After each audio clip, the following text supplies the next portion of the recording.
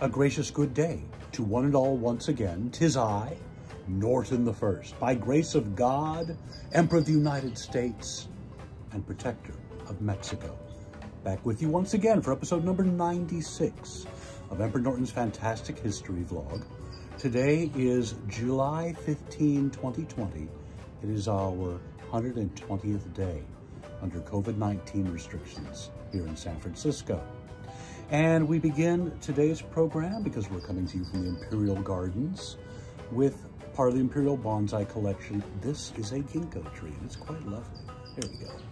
That's better. Get it facing the right way. Well, let's begin with our national days. Today is I Love Horses Day. So if you love horses, that's a good thing. Respect Canada Day, and we do respect Canada. Maybe someday they'll come within our empire. Gummy Worm Day. Go get some gummy worms. And Tapioca Pudding Day. Okay.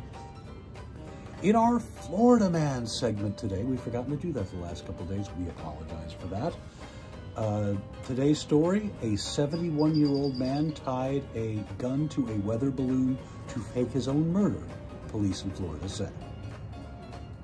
Our San Francisco story, for once, does not come from John Ralston's book, This Date in San Francisco. It comes from the San Francisco Chronicle.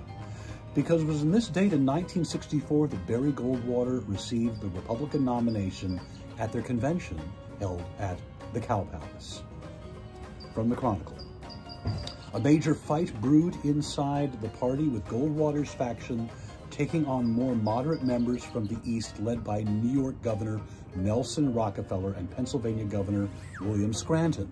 They believed Goldwater was too extreme and would impede civil rights legislation in light of his vote against the Civil Rights Act of 1964.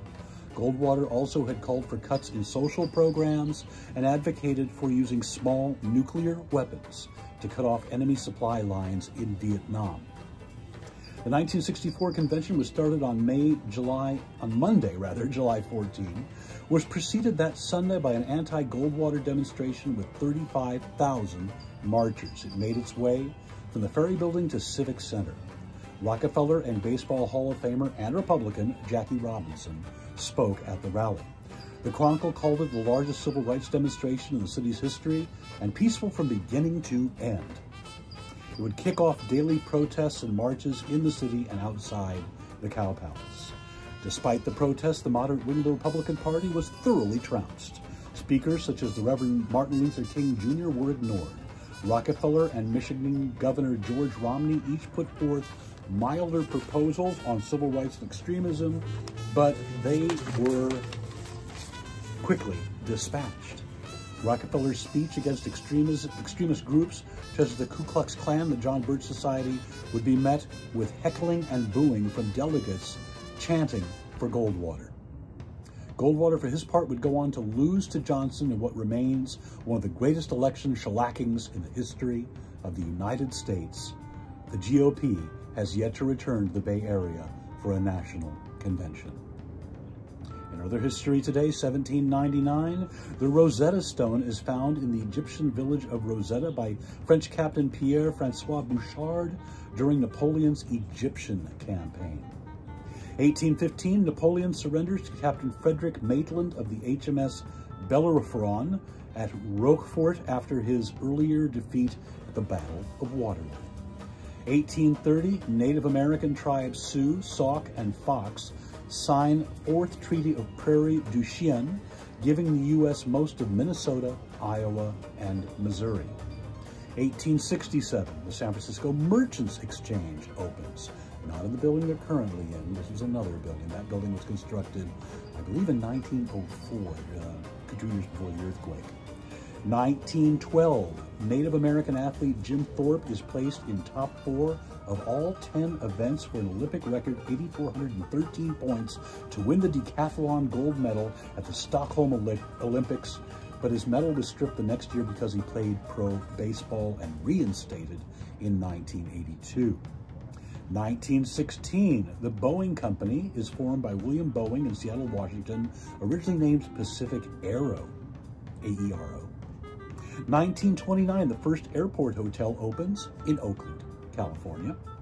1954, the first commercial jet transport is built in the U.S., the Boeing 707. 1971, President Richard Nixon announces he will visit the People's Republic of China in 1972. 1973, I didn't know this one, Ray Davies announces his retirement from the Kinks and then attempts suicide. I did not know that. Good thing he didn't succeed because he created some great work after that. 1987, Boy George is banned from British TV shows because they felt he was a bad influence. 2003, AOL Time Warner disbands Netscape Communications Corporation. The Mozilla Foundation is established the next day, the makers of Firefox. Births. 1606, the artist Rembrandt. 1925, D.A. Pennebaker, American documentary filmmaker. He did the Bob Dylan film Don't Look Back. 1944, actor Jan Michael Vincent, pardon me. 1946, Linda Ronstadt. 1949, producer, musician Trevor Horn. 1950, Arianna Huffington, founder of the Huffington Post. 1951, Jesse Ventura, American professional wrestler, actor, and at one time the governor of Minnesota. 1952, Johnny Thunders of the New York Dolls. And our deaths today. 1521, Juan Ponce de Leon. I guess he didn't find the Fountain of Youth. 1883, Tom Thumb, famous small person, 40 inches tall. 1904, playwright, author Anton Chekhov. 1948, did I say 1948? No, it's 1904. Hope I didn't get that wrong. 1948, Blackjack Pershing, famous general, U.S. Army, World War I. 1958, Julia Lennon, the mother of Beatle John Lennon, dies in an automobile accident. 1997, on this day, Gianni Versace, Italian fashion designer, is shot and murdered by Andrew Cunanan at the age of 50. And in 2012, we lost actor Celeste Holm, who was so wonderful in All About Eve. Well, that wraps it up for today's edition. Until we see you again, stay safe, stay inside, and stay healthy. If you go outside, wear a damn mask. You know, numbers are just going up and up and up. There's such denial right now regarding this. We are the world's hotspot for COVID-19 infections. Many people are going to die. This could all be prevented if people simply wore masks. This is an insane thing to stake your civil rights on because you're killing people. And I'll keep saying that because I really honestly believe that at this point, anyone who is not wearing a mask is a murderer. And I mean that. And be kind to one another. Until we see you again, a gracious good day.